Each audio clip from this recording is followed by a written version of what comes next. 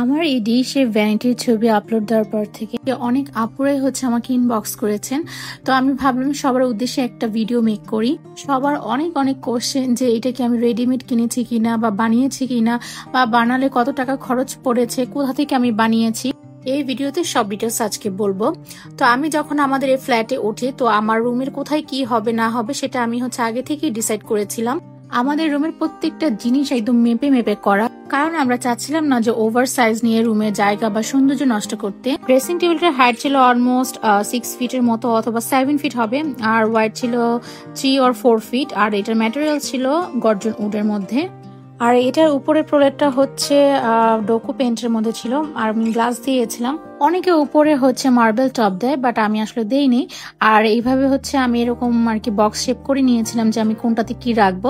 তো আমার যেহেতু জুয়েলারি অনেক, তো আমি এখানে ঝুমকা, চেন, তারপর ইয়াররিংস, এগুলো সব আলাদা আলাদা করে রেখে দিয়েছি, যাতে আমি এক জায়গাতেই সবকিছু পেয়ে যাই। রেডি হতে নিলে যাতে আমি এখান থেকে নিয়ে কোনটা আমি চাচ্ছি পড়তে, তো ওরকম ম্যাচিং করে যাতে আমি ইজিলি পড়তে পারি।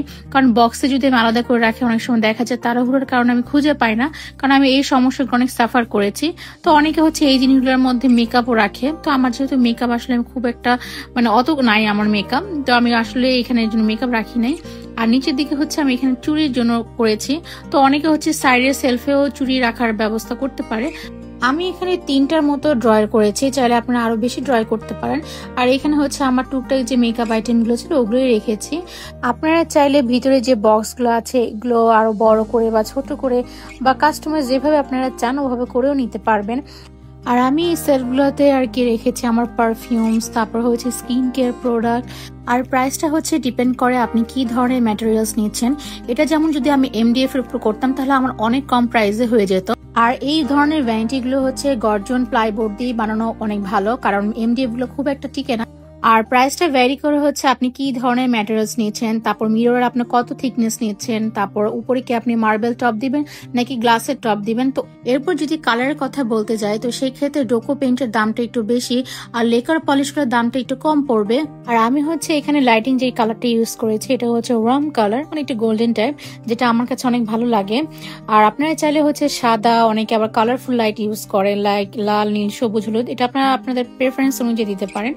বাট আমি বলবো যারা হোয়াইট কালার বা এই পার্ল কালারের যদি ভ্যানিটি বানান, তো এখানে ওয়ার্ম কালারটাই দেওয়ার জন্য, কারণ ওয়ার্ম কালারটা খুব বেশি সুন্দর লাগে হোয়াইট কালারের মধ্যে যখন আর কি লাইটটা জ্বালানো হয়। তারপর এটা এখন যার যার ইচ্ছা। আমার এই ভ্যানিটিটা আমি মেক করেছিলাম বিডি ফার্নিচার পেজ থেকে, আপনারা চাইলেও সেই পেজ থেকে অর্ডার করে নিতে পারেন আপনাদের পছন্দ অনুযায়ী। তারপরে যদি কারো কোনো কোশ্চেন থাকে আমাকে কমেন্ট করে জানাতে পারেন। আজকের ভিডিওটা এই পর্যন্তই, সবাই ভালো থাকবেন, আল্লাহ হাফেজ।